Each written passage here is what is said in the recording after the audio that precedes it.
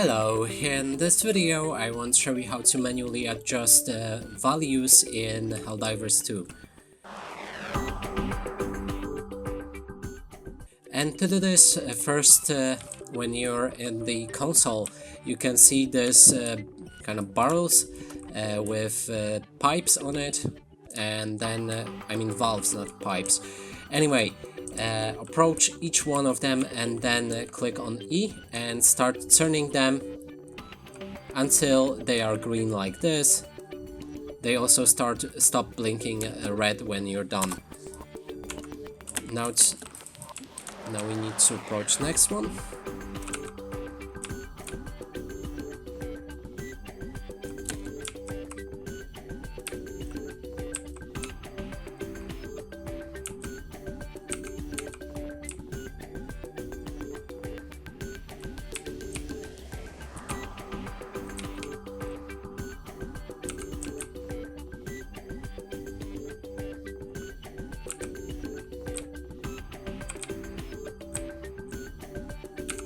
And that is basically it. We can go back to the console, and as you can see, it's finished. Now we just need to press on W and it's done.